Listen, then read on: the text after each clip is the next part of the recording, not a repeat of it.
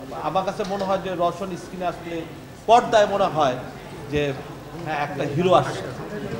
হ্যাঁ আমার কাছে মনে হয়, কারণ পর্দা কিন্তু অনেকে কাঁপাইতে পারে না, পর্দা কিন্তু অনেকে ভাল লাগে না। আমার কাছে সিনেমা মনে হয়েছে। এবং রওশন সবসময় আমি রওশনকে এক পছন্দ করি, এবং রওশন সাইমন মিলন এটা বিগ কাস্টিং ছবি মায়াদালাপ, এবং আছে আমাদের নায়িকা বুবলি। আমার কাছে মনে হয় যে এই ছবিটা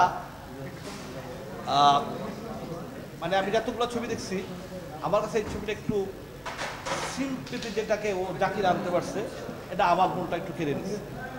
এবং চমৎকার অভিনয় করছে রওশন, এবং পাশাপাশি মিলনের যদিও উপস্থিতি কম, হ্যাঁ তারপরে সাইমন, যাই হোক সব কিছু মিলে আমার ছবিটা ভালো লাগছে।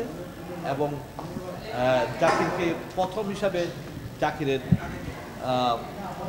মানে সে যেভাবে প্রেজেন্টটা করছে এটা একটা প্রশংসিত প্রেজেন্ট আমি মনে করি। আর রওশনের ব্যাপারে তো বলতে চাই না, আমি তো অলওয়েজ সবসময় বলি রওশন আমার কাছে একটা অ্যাকশন, যার আমার কাছে মনে হয় যে রওশন স্ক্রিনে আসলে পর্দায় মনে হয় যে হ্যাঁ একটা হিরো আসছে। হ্যাঁ আমার কাছে মনে হয়, কারণ পর্দা কিন্তু অনেকে কাঁপাইতে পারে না, পর্দা কিন্তু অনেকে ভাল লাগে না। তো রওশনকে পর্দায় আসলে সত্যিকার একটা ম্যানলি হিরো মনে হয় আমার। যেই কারণে রওশনের প্রতি আমার সবসময় আমার একটা দোয়া থাকে, এবং রওশনের প্রতি আমার একটা ভালোবাসা থাকে। ইনশাল্লাহ আমার যারা ভালোবাসার মানুষ আছেন আপনারা সবাই এই ছবিটা দেখবেন। আপনারা দেখলে বাংলা সিনেমা চলবে, এবং আরও জাকির যেন আরও ভালো ভালো ছবি বানাইতে পারে, এই জন্য আমার জাকিরের প্রতি আমার দোয়া রইল। মায়াবাদের কোন কোন সিনেমা দেখা হয়েছে সেগুলো নিয়ে আপনার বক্তব্য কি? না আমি তো মন্তব্য বলছি যে আমি কিছু কিছু সিনেমা দেখছি, এটা আমার কাছে মনে হয়েছে যে এটা আমার কাছে ওয়েব সিরিজ মনে হয়েছে, বা টেলিফিল্ম বানাইতে দেওয়া বড় করে ফেলছে, এটাকে সিনেমা হিসাবে রিলিজ করছে। আর এটা আমি সব সত্য কথাই বলতেছি। আর কিছু অশ্লীল ভাষা আমি দেখছি দুই একটা ছবি করে, যে অশ্লীল ভাষাগুলো অ্যাকচুয়ালি আমাদের বাংলাদেশে আসা ঠিক না। যখন আমরা যখন সন্তানকে বা ফ্যামিলিকে নিয়ে আমরা যখন যাই ছবি দেখতে, সেখানে যদি অশ্লীল ভাষা হয়, তো আমার কাছে মনে হয় যে এটা একটা জঘন্য জঘন্য জঘন্য।